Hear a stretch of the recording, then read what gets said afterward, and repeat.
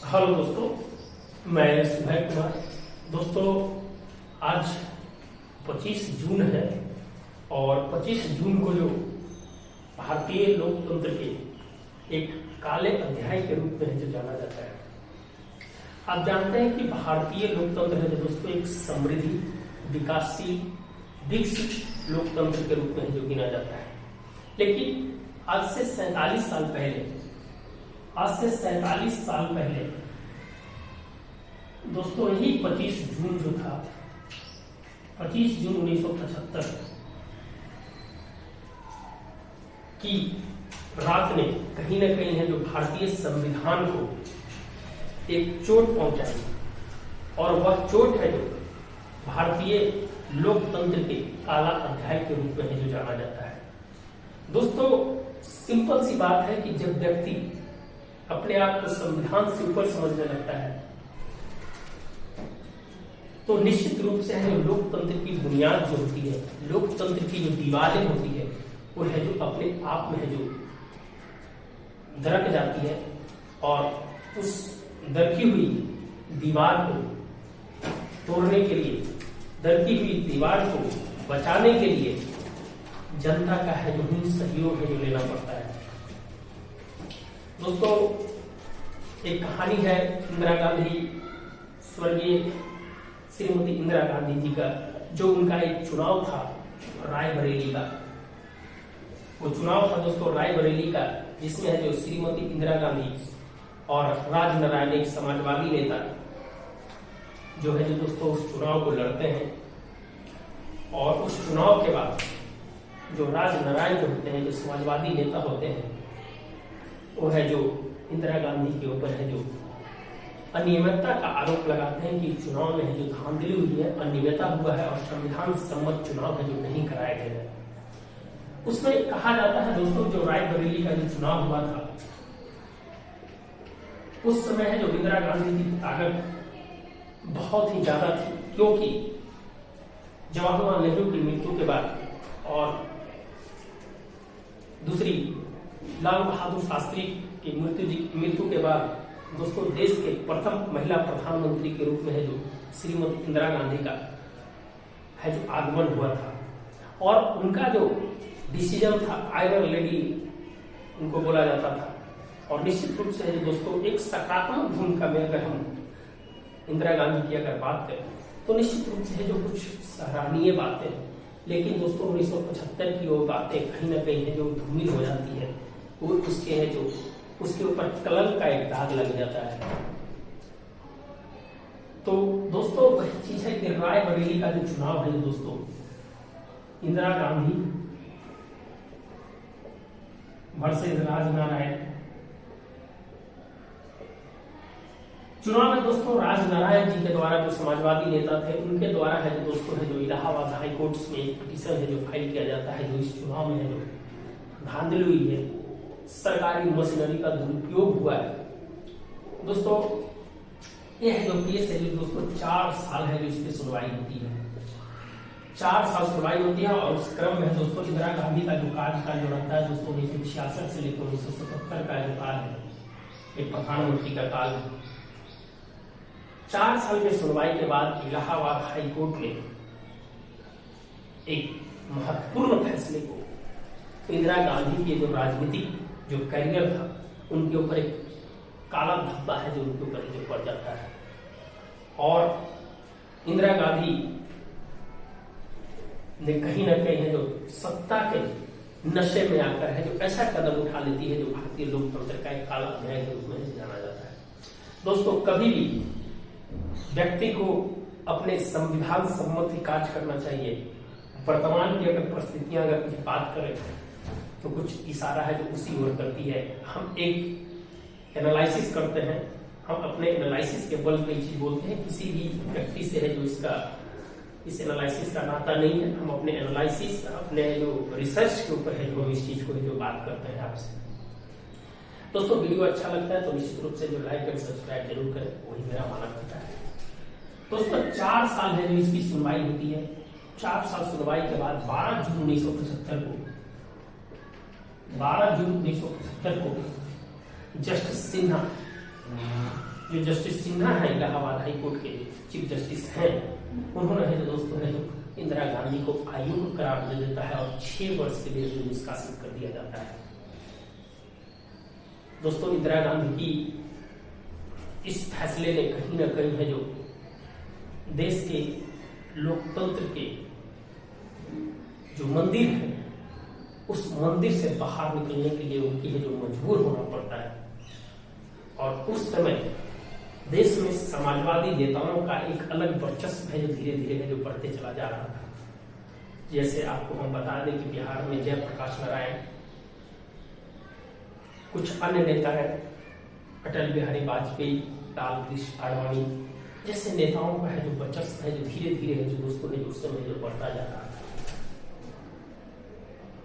Doctor Bhimrao Ambedkar ji ने एक बात कही है कि हमारा जो लोकतंत्र, जो संविधान की जो बनावट है वो सभी देशों के अच्छाइयों को लेकर बनाया गया है। उन्होंने एक चीज टिप्पणी की थी कि अगर विधि बनाने वाले लोग अगर इसकी बुनियाद को चोट करते हैं तो ये संविधान है जो कहीं ना कहीं है जो धूमिल हो जाएगी। दोस्तों निश्चित रूप से कहा जा सकता है कि 1975 का वो दिन उनकी बात की जो सत्यता है, उनकी दूरदर्शिता को है जो एक है जो परिचायक के रूप में भी देखा जाता है। अधिनायकवादी अगर शासन अगर हो जाए तो दोस्तों आप याद कीजिए यूरोप के हिटलर और मुसोलिनी को जो वहां अपनी अधिनायकवादी से जो किस प्रकार से है जो उनकी है जो मौलिक अधिकार को जो कुचल दिया था। कुछ इसी तरह की बातें हैं जो दोस्तों है जो है यहाँ पर देखने के लिए मिली। जब दोस्तों उस समय के राष्ट्रपति फखरुद्दीन अली अहमद, उस समय के जो राष्ट्रपति थे दोस्तों फखरुद्दीन अली अहमद साहब थे, फखरुद्दीन अली अहमद साहब थे, ये फर्स्ट असमिया राष्ट्रपति है जो दोस्तों ये बने थे, ये फर्स्ट असमिया राष्ट्रपति थे। 25 जून की रात को दोस्तों इंदिरा गांधी और सिद्धार्थ है जो दोस्तों है जो अपनी महामहिम राष्ट्रपति से मिलने जाते हैं और उन्होंने अपील करते हैं कि आंतरिक अशांति के कारण, देश में आंतरिक अशांति हो गई, इसके कारण है जो राष्ट्रीय आपात को लगाना जरूरी हो गया है।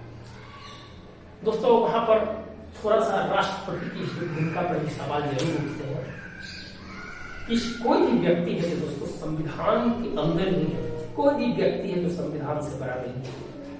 इस चीज को दिमाग में, इस चीज को रखना चाहिए। और सबसे इंपॉर्टेंट चीज है कि हमारा विकसित लोकतंत्र, संपन्न लोकतंत्र, प्रफुल्लित लोकतंत्र, आशावादी लोकतंत्र, न्यायपूर्ण लोकतंत्र तभी बन सकता है जब अपने अधिकारों को लेकर है व्यक्ति सजग रहे, संस्था सजग रहे, न्यायपालिका सजग रहे। दोस्तों कहीं ना कहीं है जो फखरुद्दीन अली अहमद साहब पर भी है जो प्रश्न चिन्ह उठ जाते हैं।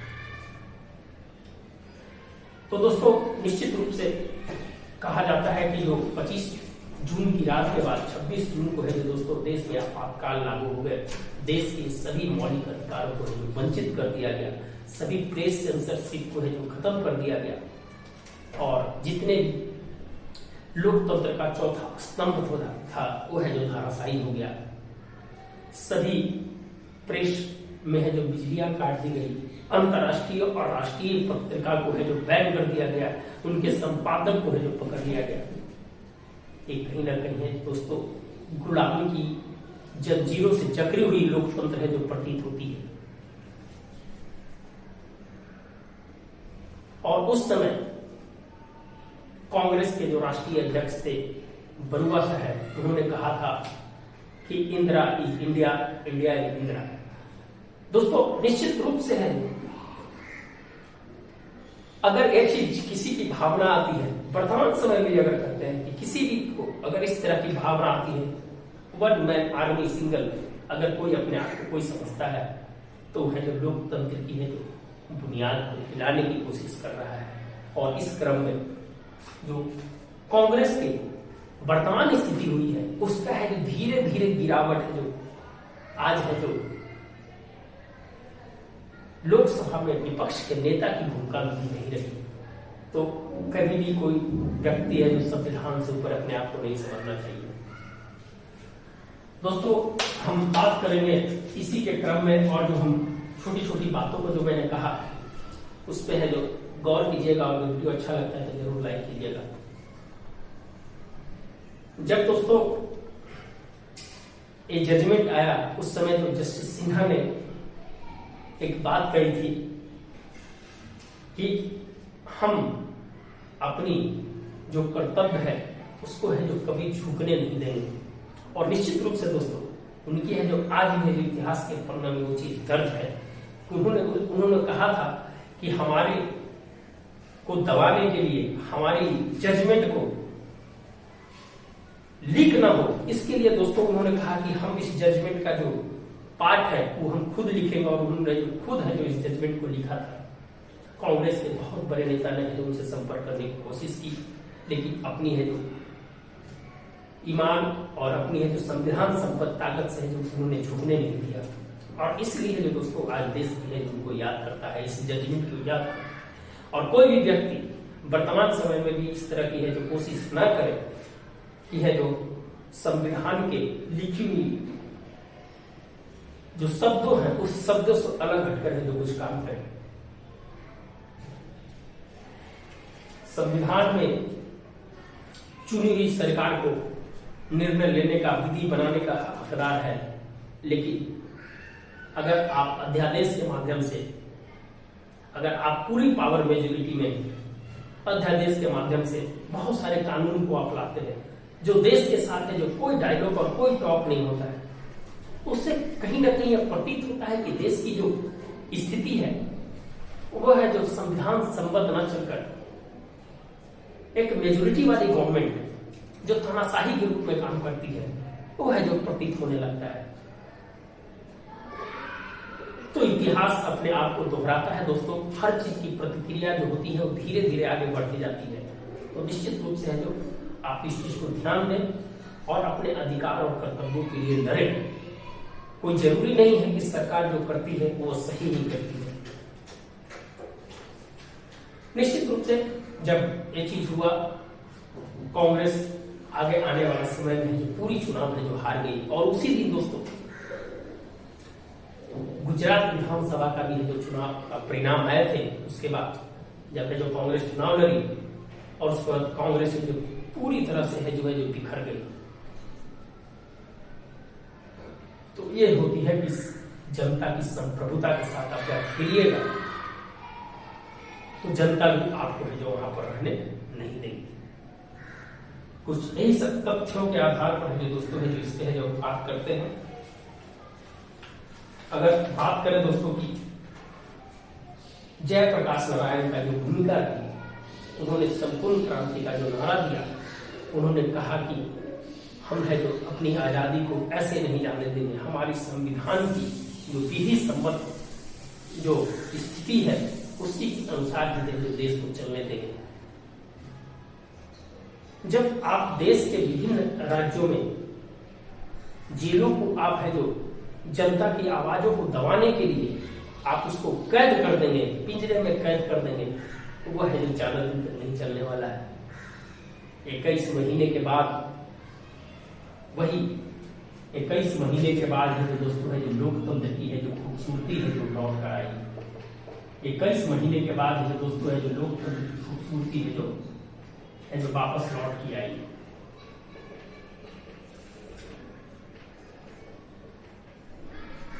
और कहा गया कि यह 21 महीना जो है एक गुलामियों की जंजीर को बांधते हुए जेल के अंदर देश के बड़े बड़े नेताओं ने अपनी है जो आवाज को बंद रखा। एक मिसा एक्ट को आया था दोस्तों 1971 में, उस मिसा एक्ट के माध्यम से सभी को है जो अंदर है जो कर दिया गया। तो निश्चित रूप से जो 25 जून 1975 की जो बातें हैं दोस्तों, ये है जो आपको जानना चाहिए। जो नए हैं उनको भी है जो इस तरह की जो बातें को है जो जानने का है जो अधिकार है। दूसरा की अगर बात किया जाए दोस्तों की कुछ इसी तरह की बातें, अगर वर्तमान को हम जोड़कर इसे हम कोई पॉलिटिकल वेंडेटा के अनुसार से है जो हम है जो बात नहीं कर रहे हैं, हम वर्तमान की स्थिति को भी आकलन करते हैं। और हो सकता है कि हम यहाँ पर गलत लेकिन जो स्थितियां बन रही है वर्तमान के समय में, वो स्थितियां कहीं ना कहीं इस ओर इशारा है जो जरूर करती है दोस्तों। देश के विभिन्न राज्यों में सरकार को अस्थिर करना।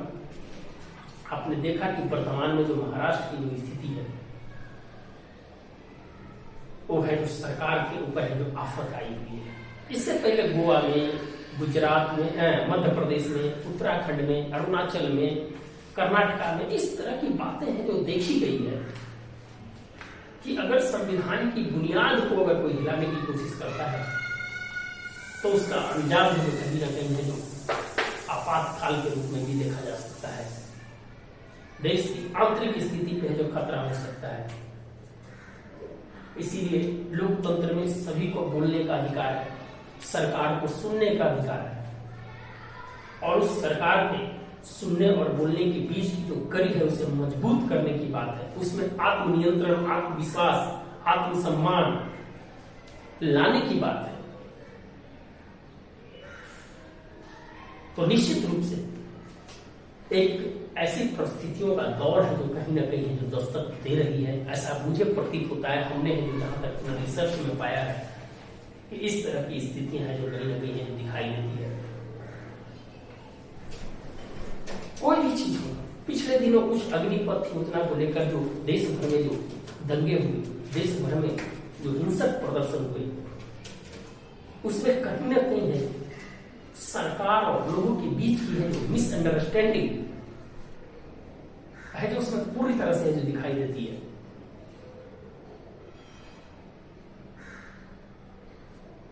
पिछले कुछ बिलों के आधार पर बात करें तो किसान बिल, नागरिकता संशोधन बिल, जितने भी बिल आए देश भर में उसका विरोध हुआ। कोई व्यक्ति का विरोध नहीं होता है, कोई व्यक्ति का विरोध कभी नहीं होता है, क्योंकि कोई भी चीज है जो संविधान सम्मत ही है जो चलने का प्रयास करता है।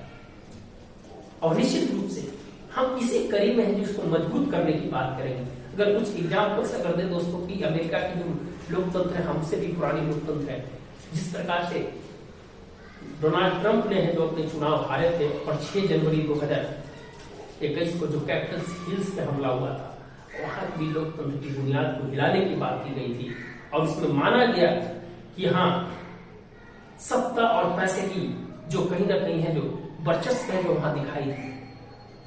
हालांकि हमारे देश में उस तरह की स्थिति है जो नहीं बनी है और हम आशा करते हैं जितने भी पॉलिटिकल पार्टी हैं और जितने भी जो राजनीतिक विचारधारा से लोग रखते हैं वो जो करोड़ बाबा साहब अम्बेडकर के बनाए गए जो नीतियां हैं उस नीतियों के आधार पर जो आगे चले। सत्ता कोई अस्थायी चीज नहीं होती है दोस्तों। इंदिरा गांधी अधिनायकवादी से है जो सत्ता को हथियाने के लिए किसी भी हद तक जाने के लिए तैयार थे और उन्होंने उसके बीच में बहुत सारे संशोधन कर डाले। जब राज्य देसाई की सरकार आई उसके बाद जब उसको संशोधन को वापस लिया गया और आंतरिक अशांति जो थी उसको हटाकर है जो उसको डिजॉल्व कर दिया गया। तो निश्चित रूप से है जो कहा जा सकता है कि वो ऐसी स्थिति है जो भारत के लोकतंत्र को समृद्ध बनाने में है जो ऐसा जो कड़ियां हैं, छोटे छोटे कड़ियां हैं, उसको है जो जोड़ कर देखा जा सकता है। विपक्ष की भूमिका के लोग सरकार के साथ संवाद सम्मान के साथ है जो आगे बढ़ना चाहिए। विपक्ष की बातों को सुनना चाहिए। विपक्ष वही होते हैं जो कल वो सत्ता में थे, कल आप भी है जो सत्ते से है जो किसी न किसी प्रकार से विपक्ष में आइएगा, आप भी है जो उसी तरह का है जो आरोप लगाइएगा। इसीलिए विपक्ष की बात को सुनना चाहिए और विपक्ष की बात को सुनने में आपको है जो एक लोकतंत्र की एक नई विचारधारा है जो उत्पन्न होती है और इसीलिए उसे विपक्ष का दर्जा है दिया जाता है कि आपको जरूरी नहीं है कि आप जितने भी बातें कर रहे हैं जब सब बातें हैं तो आपकी सही नहीं हो सकती। एक समृद्ध लोकतंत्र की यही निशानी होती है कि एकरूपता के साथ, विविधता के साथ है जो हम आगे बढ़ने का है प्रयास करते हैं। और निश्चित रूप से हम 47 साल पहले की वो बात को याद नहीं रखना चाहते हैं जो मौलिक अधिकारों का हनन हुआ, मौलिक कर्तव्यों का हनन हुआ और लोग अपनी है जो अधिकार के लिए जो सड़क पर उतरे और 21 महीने के बाद जो बातें हैं जो फिर है जिसको मिलकर आई, लोकतंत्र वापस लौट कर आई रौनक।